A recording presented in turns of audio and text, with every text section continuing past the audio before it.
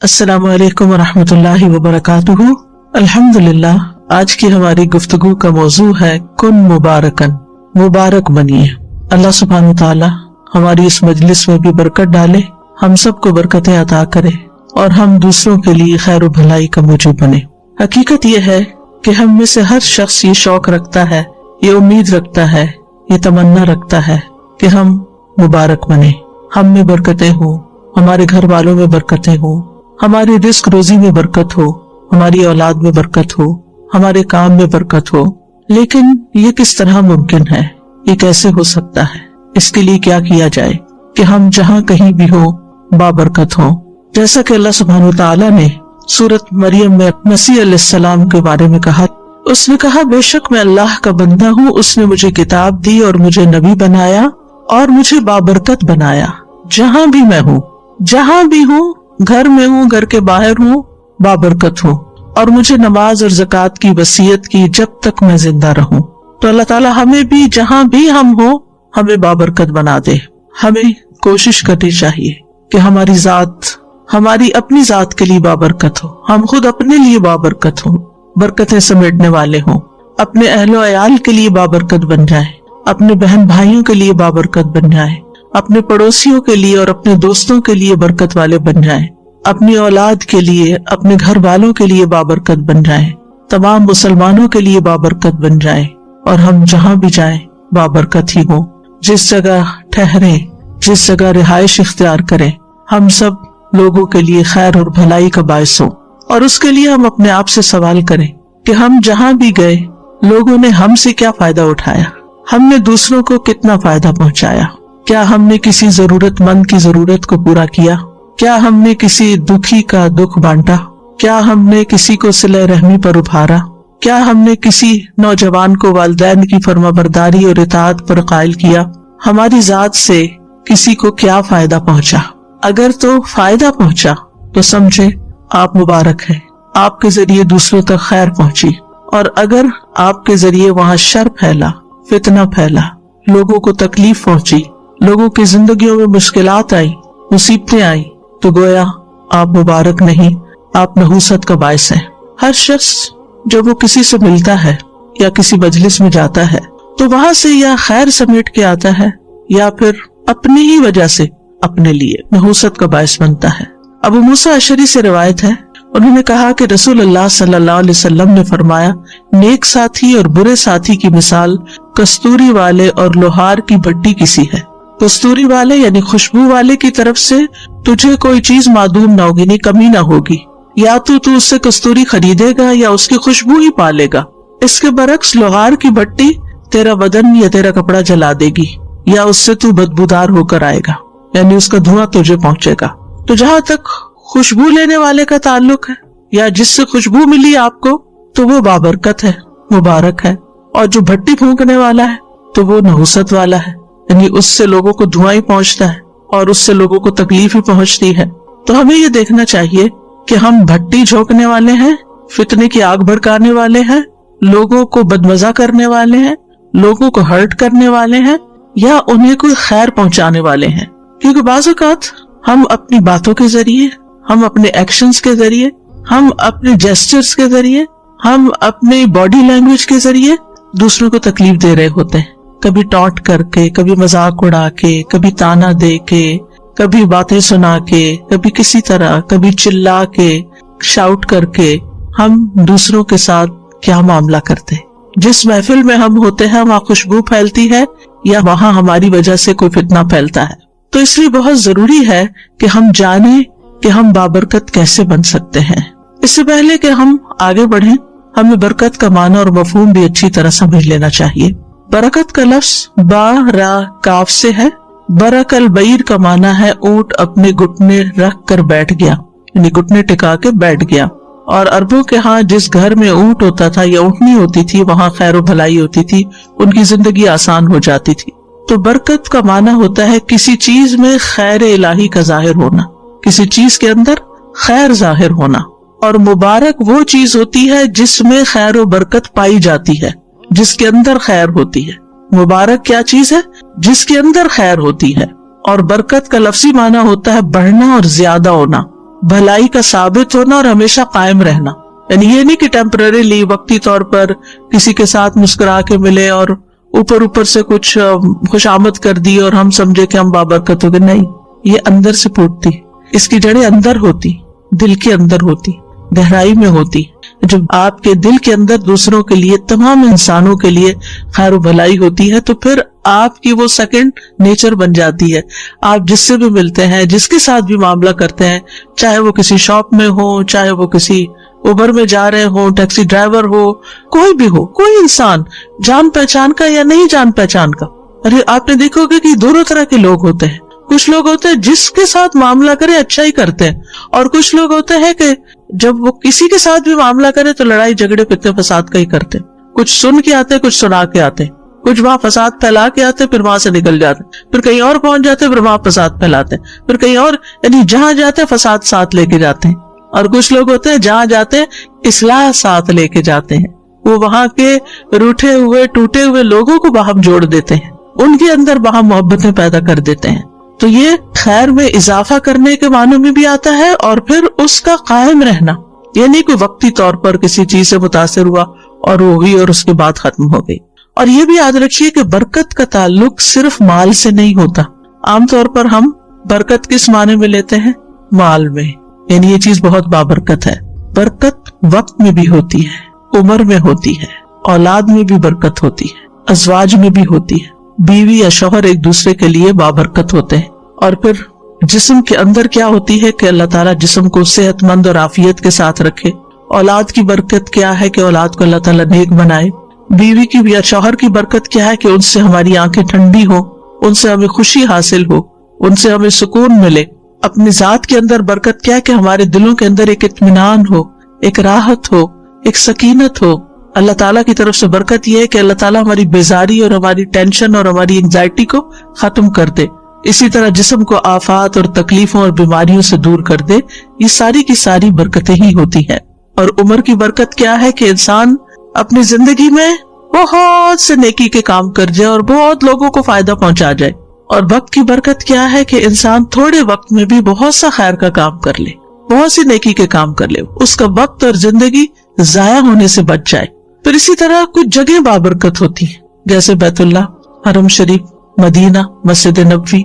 इन्ना अव्वल बैतिन वुदिअ लिन्नासि लल्लज़ी बिबक्कता मुबारकन व हुदल लिल आलमीन, जैसा कि सूरत आले इमरान में आता है, बेशक पहला घर जो लोगों के लिए मुकर्रर किया गया यकीनन वही है जो मक्का में है, बहुत बाबरकत और जहानों के लिए हिदायत।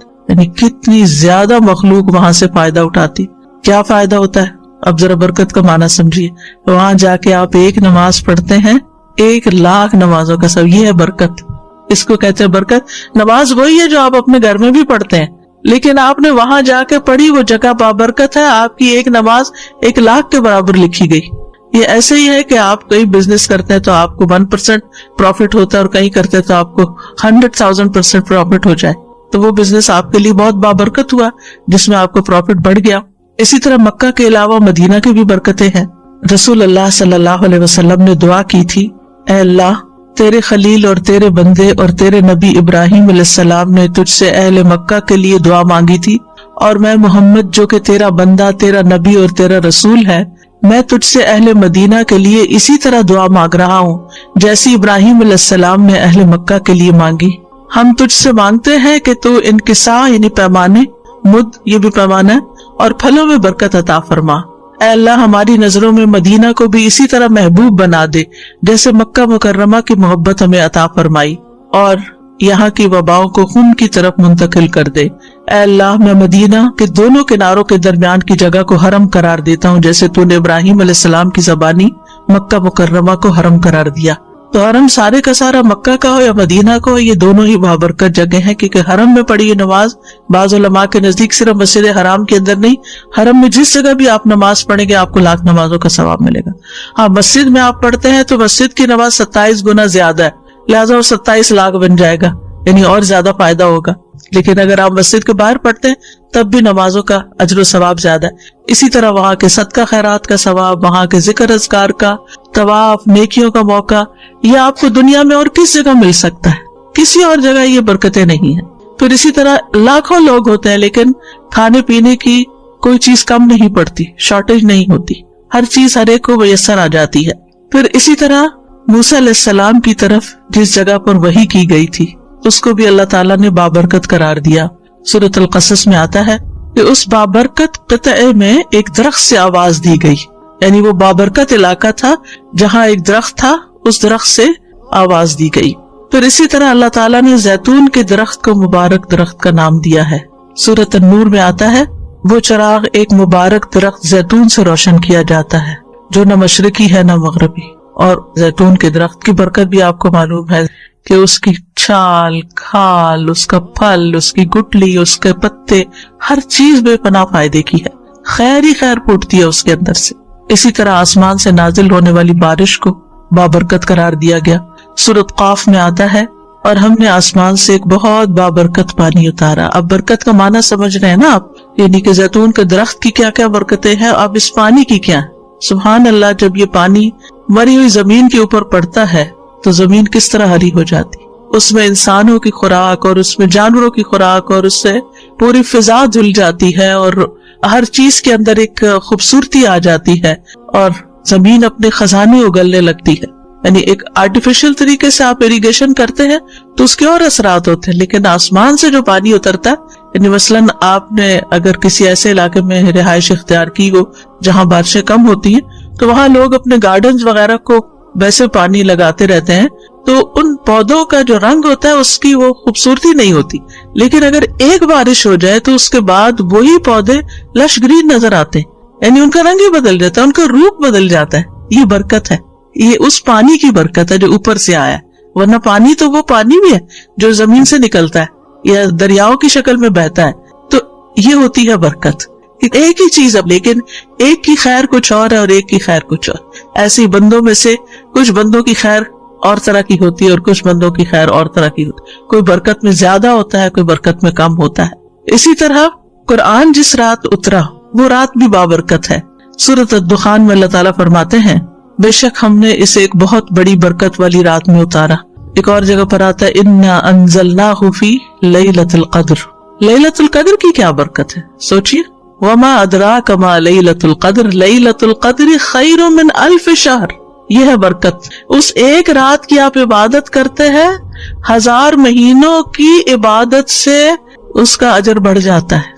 یعنی اگر 1000 مہینے آپ عبادت کرتے رہے اور کون کر سکتا ہے؟ 1000 مہینے 80+ کچھ ایئرز بنتے ہیں، 80+ ایئرز تو زندگی بھی نہیں ہوتی ہماری، بہت کم لوگ، کیونکہ نبی صلی اللہ علیہ وسلم کی امت کی عمریں جو ہے 60 اور 70 کے بیچ میں ہیں جو ایوریج ہے، اور بہت کم لوگ 70 سے اوپر جاتے ہیں، تو 80 سے اوپر تو بہت ہی کم، اور اگر جائیں بھی تو اپنا بھی ہوش نہیں رہتا کیا عبادت کرنی، عبادت کس طرح کی ہوگی۔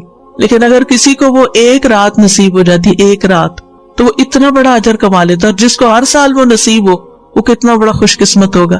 اور قیامت کے دن وہ اعمال نامے میں وہ ہزاروں سالوں کی عبادت، پہلی امتوں کی عمریں لمبی ہوتی تھی لیکن امت محمد صلی اللہ علیہ وسلم کی عمر کم ہے، لیکن ان کو یہ جو نعمتیں دی گئی ہیں قرآن مجید کی شکل میں، یا یہ رات یا یہ حرم اور یہ مختلف چیزیں، اس کی وجہ سے ان کی تھوڑی عبادت بھی بہت بڑی ہو گئی، اور خوش قسمت ہے وہ جو ان ساری برکتوں سے فیضیاب ہو۔ پھر بذات خود قرآن مجید ایک بابرکت کتاب ہے۔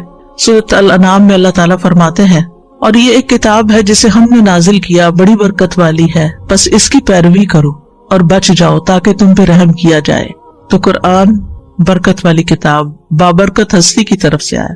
تبارک الذی بیدہ الملک، بہت بابرکت ہے وہ جس کے ہاتھ میں ساری کائنات کی بادشاہت ہے، یعنی اللہ سبحانہ تعالیٰ کی طرف سے۔ بابرکت فرشتے یعنی جبریل علیہ السلام لے کر آئے، بابرکت رات میں آیا، بابرکت نبی پر آیا، بابرکت امت کے لیے اتارا گیا۔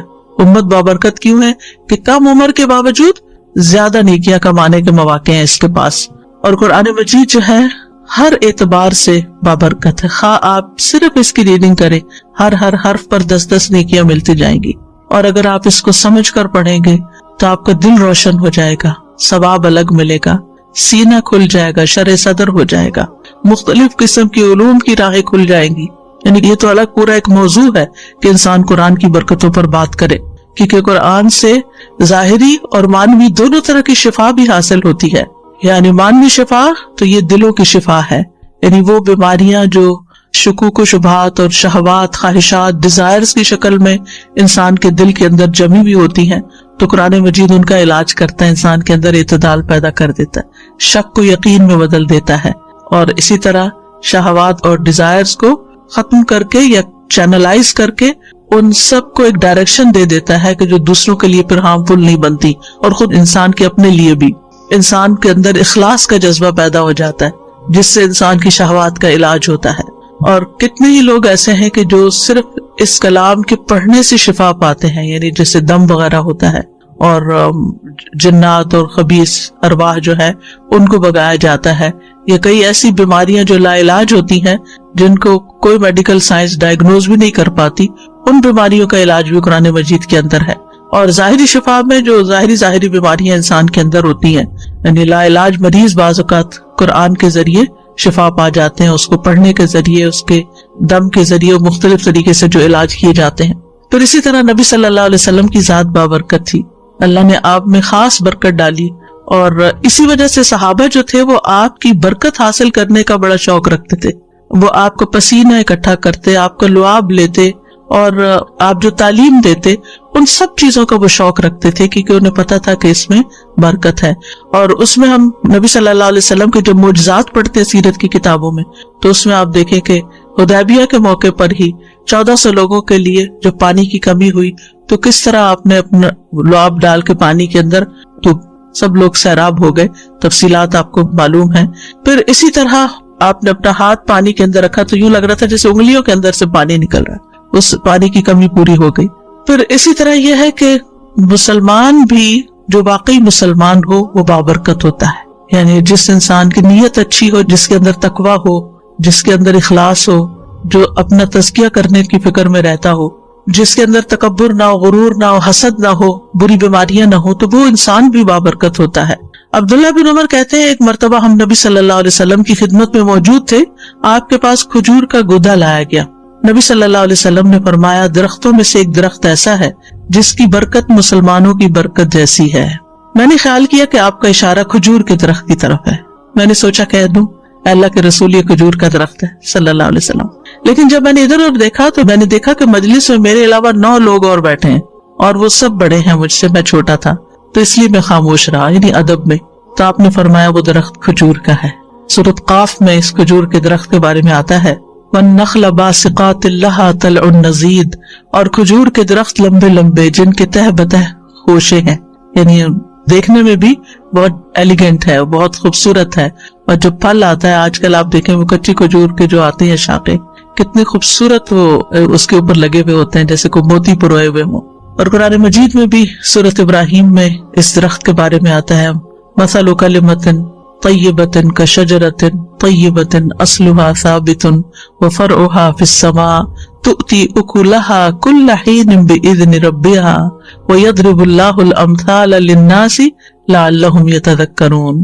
پاکیزہ کلمے کی مثال، یعنی جب ایک مومن پڑھتا ہے تو اس کی مثال ایک پاکیزہ درخت کی طرح ہے جس کی جڑ مضبوط ہے، جس کی چوٹی آسمان میں ہے، وہ اپنا پھل اپنے رب کے حکم سے ہر وقت دیتا ہے، اور اللہ لوگوں کے لیے مثالیں بیان کرتا ہے تاکہ وہ نصیحت حاصل کریں۔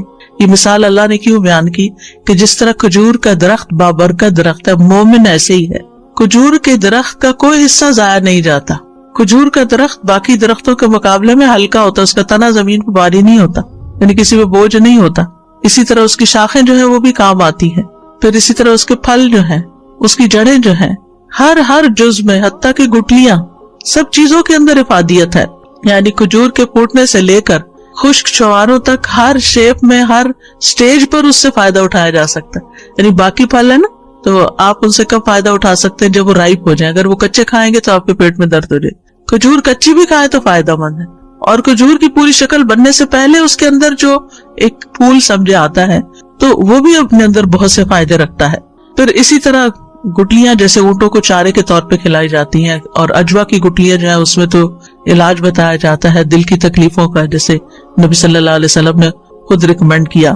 تو پھر اسی طرح یہ ہے کہ کھجور جو ہے وہ ہمیشہ احسان کا معاملہ کرتی ہے، ایور گرین درخت ہے، اس کے پتے سال میں سوکھتے نہیں، گرتے نہیں ہیں، اور پھر یہ کہ وہ صرف دیتا ہی دیتا ہے، لیتا کچھ نہیں، بہت کم پانی لیتا ہے کھجور کا درخت، یعنی ایسے علاقوں میں بھی اگ جاتا ہے جو انتہائی گرم ہوتے ہیں اور اس میں بارش نہ ہونے کے برابر ہوتی ہے، اور پھر یہ کہ اتنا میٹھا پھل دیتا ہے اور پھر وہ پھل عرصے تک خراب بھی نہیں ہوتا، یعنی جب اس کو سکھا لیا جاتا ہے۔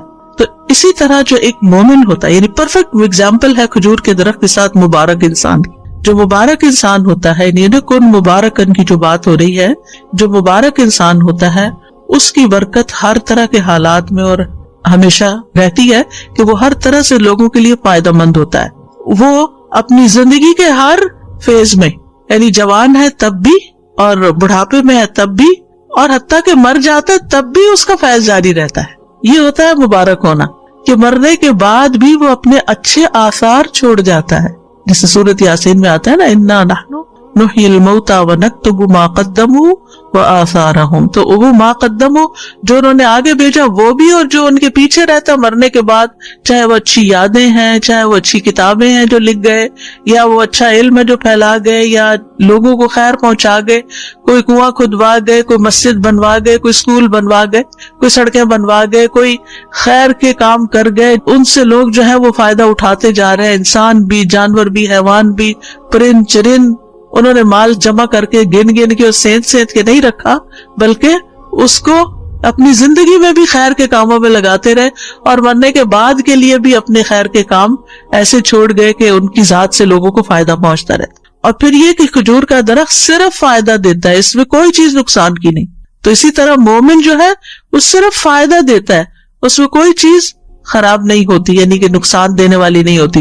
وہ دھوکہ نہیں دیتا، وہ آپ سے جھوٹ نہیں بولتا، وہ خیانت نہیں کرتا، وہ گالی گلوچ نہیں کرتا، وہ شاؤٹنگ نہیں کرتا، وہ ہارش لینگویج استعمال نہیں کرتا، وہ صرف احسان کا معاملہ کرتا ہے، خرابی کا معاملہ نہیں کرتا، لین دین میں کھڑا ہوتا ہے، لپٹ کر لوگوں کے پیچھے پڑ کے سوال نہیں کرتا، عمدہ طریقہ اختیار کرتا ہے۔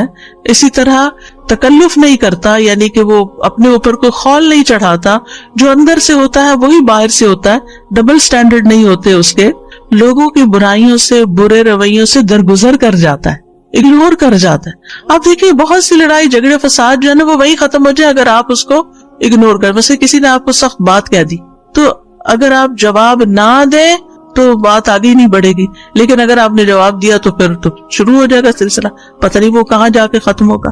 پھر اسی طرح یہ ہے کہ جو بابرکت مومن ہوتا ہے وہ اخلاص کے ساتھ کسی کے ساتھ نیکی کرتا ہے، شکریہ کا طالب نہیں ہوتا، وہ اس انتظار میں نہیں ہوتا کہ میں نے اس کے ساتھ بھلائی کی ابھی میرا شکریہ کب بولیں، وہ تعریف کا منتظر نہیں ہوتا کہ لوگ میری تعریف کرے تو میں چلوں، دھکا سٹارٹ نہیں ہوتا کہ کوئی مجھے پمپ کرے تو پھر میں آگے بڑھوں، اور اگر کسی نے میری تعریف نہیں کی تو اس کے بعد اب میں کوئی خیر کا کام کرنے والا نہیں۔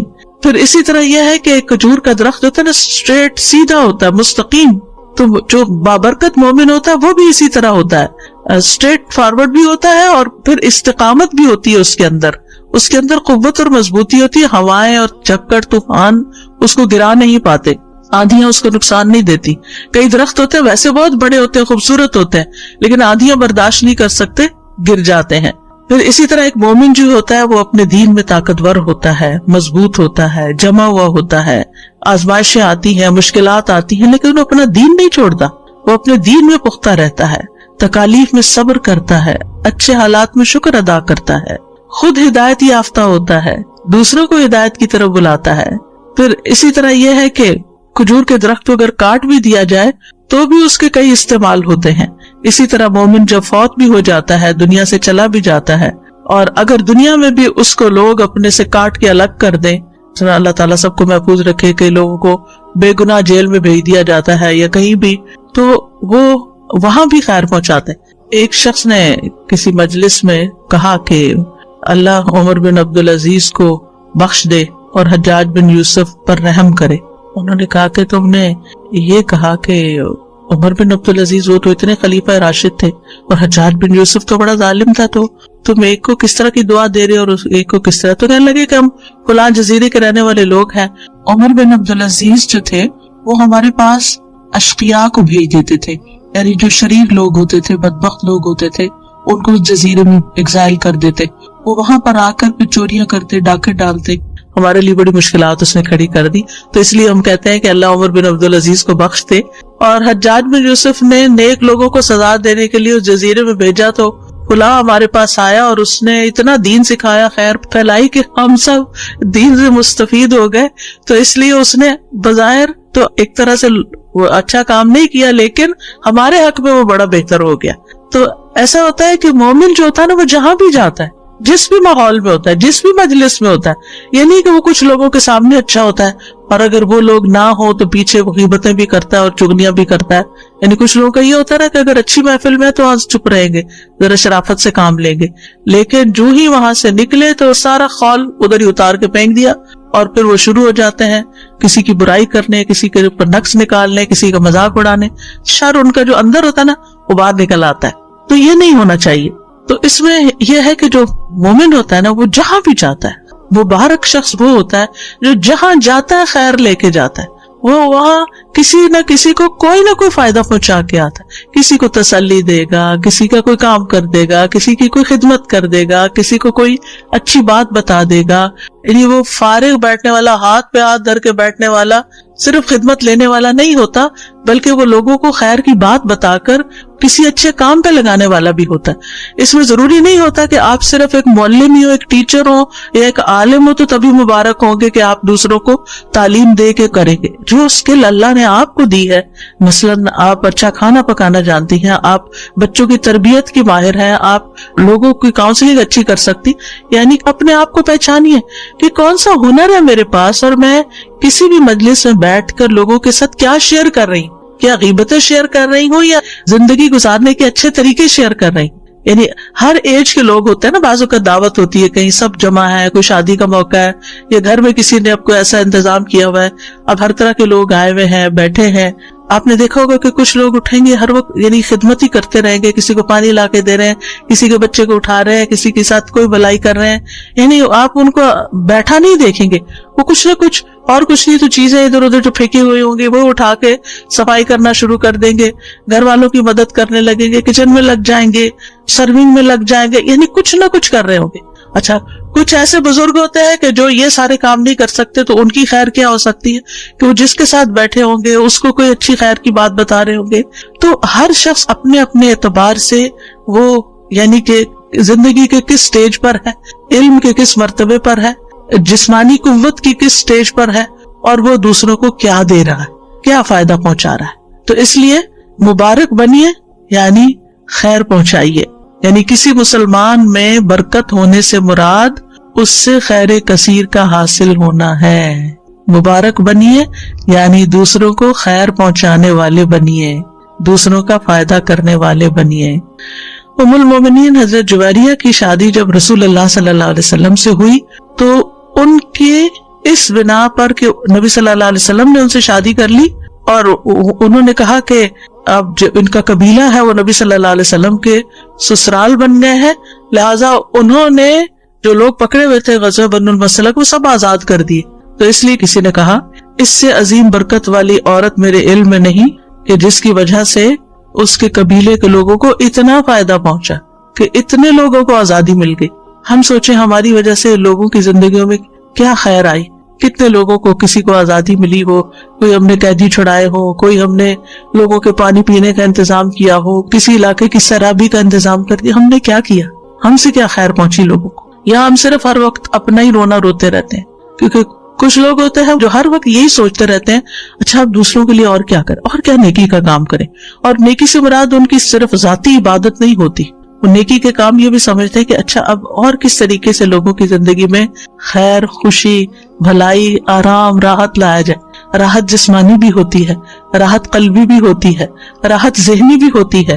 جب آپ کسی کو علم دیتے ہیں تو ذہنی راحت پہنچا رہے ہوتے ہیں کیونکہ اس کے مسائل حل ہو رہے ہوتے ہیں، گتھیاں کھل رہی ہوتی ہیں، تو اس کا دماغ روشن ہو رہا ہوتا ہے، تو اس کو خیر پہنچ رہی ہوتی ہے آپ کی طرف سے. اور اسی طرح کچھ راحت قلبی بھی ہوتی ہے جب آپ اللہ کا ذکر کرتے ہیں، اللہ کی کتاب میں سے کچھ پڑھتے پڑھاتے ہیں تو آپ لوگوں کو قلبی راحت پہنچا رہے ہوتے ہیں، یا ان کی کوئی پریشانی یا مسئلہ سن کے اس کا کوئی حل نکالتے ہیں.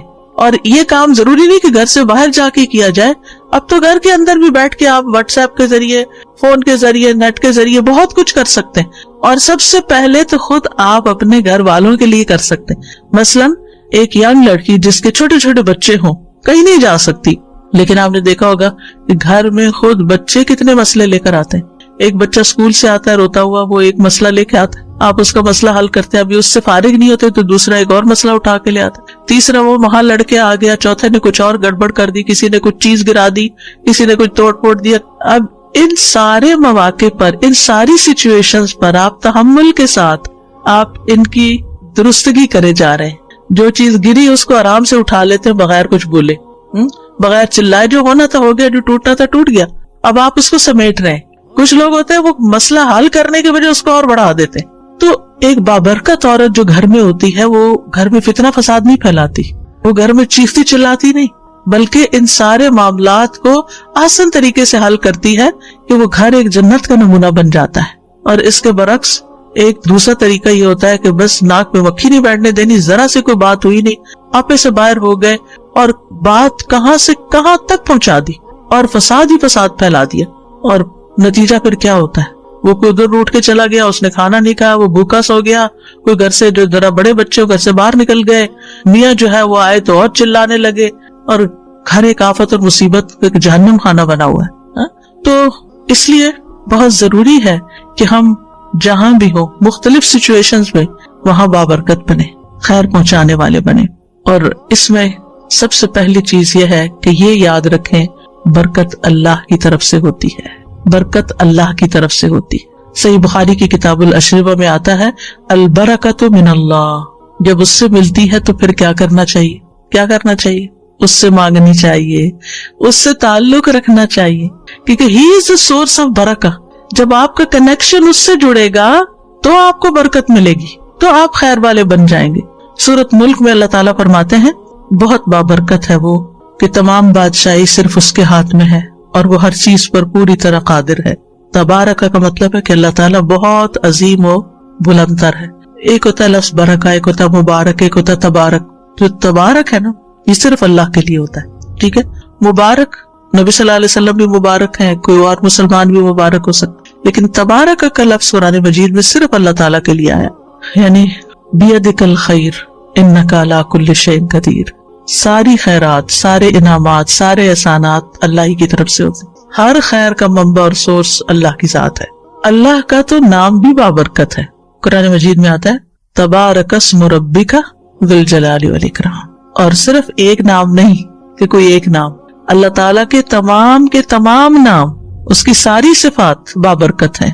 یعنی اللہ کا نام جب کسی چیز کے ساتھ مل جاتا ہے تو اس میں برکت داخل ہو جاتی ہے. آپ کھانا کھا رہے ہیں بسم اللہ پڑھ کے کھا رہے ہیں, پکا رہے ہیں تو بسم اللہ پڑھ رہے ہیں, خرید رہے ہیں, دروازہ کھول رہے ہیں, بند کر رہے ہیں, گھر میں داخل ہوئے ہیں, ہر موقع پر اگر آپ اللہ کا نام لیتے ہیں, بسم اللہ کہتے ہیں تو برکتیں ہو جاتی ہیں. تو اللہ سبحانہ و تعالیٰ کی ذات بھی بابرکت ہے, اللہ کے نام بھی بابرکت ہیں. اور اس کا اظہار کہاں ہوتا ہے, مخلوقات میں, کہ مخلوق پر جتنے بھی احسان ہیں وہ سارے کے سارے اللہ سبحانہ و تعالیٰ کی طرف سے ہیں. لہٰذا ہمیں اللہ تعالیٰ سے ہی برکت طلب کرنی چاہیے. نبی صلی اللہ علیہ وسلم دعا کیا کرتے تھے وبارک لی فیما آتیت. دعا قنوت میں آتا ہے وبارک لی فیما آتیت, یعنی لوگوں سے آپ کو برکت نہیں ملے گی. یہ یاد رکھیے, فرق یہاں یاد رکھنا ہے. ہم سمجھتے ہیں یہ انسان مبارک ہے تو اس سے برکت لے لو, نہیں, انسان مبارک ہے اس سے خیر ملے گی لیکن برکت اللہ دے گا, یہ یاد رکھیں. کیونکہ اگر یہ کوئی سوچے کہ اس قبر سے برکت حاصل ہو سکتی ہے یا اس انسان سے ہو سکتی ہے تو یہ شرک ہوتا ہے. برکت صرف اللہ سے ملتی ہے انسان کو, اللہ ہی سے طلب کرنا چاہیے. تو جیسے اللہ سبحانہ تعالیٰ کی ذات بابرکت ہے, اس کی کتاب بابرکت ہے, اس کا رسول بابرکت ہے, اس کا گھر بابرکت ہے, کچھ زبان اور مکان یعنی کچھ اوقات جو ہم پیچھے ہم ذکر کر چکے ہیں, کچھ مقام جن کو اللہ نے شرف بخشا ہے وہ بابرکت ہے. تو ہمیں برکت صرف اللہ سے طلب کرنی چاہیے, غیر اللہ سے برکت طلب نہیں کرنی چاہیے, یہ شرک ہو جاتا ہے. اگر ہم یہ سمجھے کہ فلاں شخص برکتیں بانٹتا ہے تو یہ درست نہیں ہوگا. یعنی کسی کے اقوال یا افعال یا اشخاص سے برکت نہیں ہوگی, اللہ ہی برکت کا سبب ہے اور وہی برکت دینے والا ہے. تبارک ربنا وتعالیت, بڑی برکتوں والا ہے, عظمتوں والا ہے اے ہمارے رب, اور بہت بلندوں والا ہے. پھر اسی طرح یہ ہے کہ ساری خیر اللہ کے ہاتھ میں ہے. سورۃ آل عمران میں اللہ تعالیٰ فرماتے ہیں کہہ دیجئے اے اللہ بادشاہی کے مالک, تو جسے چاہے بادشاہی دیتا ہے، جسے چاہے چھین لیتا ہے، جسے چاہے عزت دیتا ہے، جسے چاہے ذلیل کرتا ہے۔ تیرے ہی ہاتھ میں ہر بھلائی ہے، ہر بھلائی، بے شک تو ہر چیز پر پوری طرح قادر ہے۔ انکا علی کل شیء قدیر۔ اور ہم دیکھتے ہیں کہ اللہ سبحانہ وتعالیٰ نے انسان کی پیدائش سے بھی پہلے زمین پر برکتیں اتار دی تھی۔ سورۃ فصلت میں آتا ہے قل اَإِنَّكُمْ لَتَكْفُرُونَ بِالَّذِي خَلَقَ الْأَرْضَ فِي يَوْمَيْنِ وَتَجْعَلُونَ لَهُ أَنْدَادًا ذَلِكَ رَبُّ الْعَالَمِينَ وَجَعَلَ فِيهَا رَوَاسِيَ مِنْ فَوْقِهَا وَبَارَكَ فِيهَا وَجَعَلَ فِيهَا رَوَاسِيَ مِنْ فَوْقِهَا وَبَارَكَ فِيهَا وَقَدَّرَ فِيهَا أَقْوَاتَهَا فِي 4 أَيَّامٍ سَوَاءً لِلسَّائِلِينَ۔ اس کا معنی کیا ہے؟ کہہ دیجئے کیا بے شک تم واقعی اس کا انکار کرتے ہو جس نے زمین کو 2 دن میں پیدا کیا اور اس کے لیے شریک ٹھہراتے ہو؟ وہی سب جہانوں کا رب ہے، اور اس نے اس میں اس کے اوپر سے گڑے ہوئے پہاڑ بنائے، یعنی اس میں ڈالے، اور اس میں بہت برکت رکھی، یعنی زمین کے اندر، اور اس میں غذائیں اندازے کے ساتھ رکھی 4 دن میں۔ اس حال میں کہ سوال کرنے والوں کے لیے برابر جواب ہے۔ کیا برکتیں ہیں جو زمین سے نکلتی؟ کوئی بتائے گا؟ ان گنت۔ حیرانی ہوتی ہے، ایک درخت آپ 1 سال لگا دیتے، ہر سال وہ پھل دے رہا ہے، پھل دے، کہاں سے اگل رہا ہے، کہاں سے آ رہا ہے، دیے جا رہا۔ آپ فیکٹری لگاتے ہیں، جو چیز ڈالتے ہیں بس اتنی نکل آئے گی، کیا مجال اس سے 1 پیس بھی زیادہ نکلے۔ مثلا آپ بسکٹ بنا رہے ہیں گھر پہ، آپ کوئی چیز تو جتنی آپ اوون میں ڈالیں گے اتنا ہی باہر نکلے گا، وہ بڑھ کے نہیں نکلے گا۔ لیکن زمین کے اندر سے یعنی خیر کا اضافہ، چیز چھوٹی سی ہے لیکن اس کے اندر سے خیر نکلتی آ رہی۔ اسی طرح زمین کے اندر اللہ نے جو برکتیں رکھی، پانی کی شکل میں رکھی یا اور معدنیات کی شکل میں رکھی، یعنی جو انسان کی ضرورت تھی وہ ساری چیزیں اللہ نے زمین کے اندر انسان کے لیے ڈال دی۔ تو یہ ساری خیر جو ہے اس کو بھی بابرکت بنایا، یعنی ایک چھوٹے سے بیج کے اندر سے خیر کثیر۔ برکت کیا ہوتی ہے؟ خیر کثیر، چھوٹی سی چیز کے اندر سے بہت سا فائدہ نکلا۔ اور اسی طرح یاد رکھیے کہ ایک برکت حصی ہوتی ہے، ایک مانوی ہوتی ہے، ٹھیک ہے؟ حصی برکت کیا ہے کہ وہ بظاہر آپ کو نظر آ رہی ہے چیز کہ بہت بڑھ گئی ہے، ٹھیک ہے؟ اور ایک یہ ہے کہ بظاہر آپ کو وہ نظر نہیں آ سکتی لیکن وہ ہوتی ہے۔ مثلا ایک دن ہوتا ہے آپ کے پاس جس میں آپ کے سارے کام، ٹائم وہی ہوتا ہے، سارے کام پورے ہوتے ہیں، آپ کہتے ہیں سب کچھ پورا ہو گیا۔ اور ایک دن وہ ہوتا ہے کہ آپ ہار جاتے ہیں۔ یعنی ایک پرسنل ایکسپیرینس ہے کہ اگر آپ دن کا آغاز جو ہے نا وہ قرآن سے کرتے ہیں نا، اذکار سے کرتے ہیں، تو اس وقت ویسے تو انسان کو یہ ہوتا ہے کہ یہ بھی کام ہے، وہ بھی کام ہے، یہ بھی کرنا ہے، وہ بھی کرنا ہے، تو پورا نہیں پڑے گا، پھر قرآن بعد میں پڑھ لوں گی۔ نہیں، یعنی آپ تھوڑا پہلے اٹھ جائیں۔ یعنی اگر آپ کے بچے چھوٹے ہیں، آپ ان کو اسکول بھیجنے والے، ابھی تو شکر ہے وہ پہ مسئلے حل ہے کافی حد تک، لیکن یہ کہ اگر آپ کے کچھ ایسے کام ہے جو اسی وقت آپ کو جلدی کرنے ہیں تو اس جلدی سے پہلے تھوڑا سا، اور اس ٹائم کو آپ تلاوت اور اذکار میں اگر لگائیں گے تو آپ دیکھیں گے باقی دن میں لازماً برکت ہو جائے گی، ٹائم وہی ہوگا، آپ کے کام پورے ہو جائیں گے۔ اللہ سبحانہ وتعالیٰ نے انبیاء کے گھروں پر اپنی برکتیں نازل کی۔ سورۃ ہود میں آتا ہے، ابراہیم علیہ السلام کے بارے میں آتا ہے سورۃ ہود ہی میں، اللہ کی رحمت اور اس کی برکتیں ہوں تم پر اے گھر والو۔ نوح علیہ السلام جب اترے کشتی سے تو کہا گیا اے نوح اتر جا ہماری طرف سے عظیم سلامتی اور بہت سی برکتوں کے ساتھ۔ تھوڑے سے لوگ رہ گئے تھے، اب سوچئے چند لوگ تھے جو ان کے ساتھ کشتی پہ سوار، ہم سب ان کی اولاد ہے، کیسی برکت ہوئی پھر ان کی اولاد، یعنی وہ آدم ثانی اسی لیے ان کو کہا جاتا ہے نا، یعنی آدم علیہ السلام کی اولاد میں سے اس طوفان میں زیادہ تو ڈوب گئے تھے، مر گئے تھے، باقی تو تھوڑے سے بچے تھے، لیکن وہ برکتیں لے کے اترے تھے، پھر وہ پھیل گئے۔ یعنی بڑھنا اور زیادہ ہونا، بس یہ جو معنی ہے نا برکت کا، یہ ذہن میں رکھیے۔ اور پھر ابراہیم علیہ السلام کے گھرانے پر کیا برکتیں ہوئیں؟ آپ کو معلوم ہے نا کہ جتنے بھی انبیاء آئے ہیں ان کے بعد سب ابراہیم علیہ السلام اور حضرت سارہ کی اولاد میں سے ہیں۔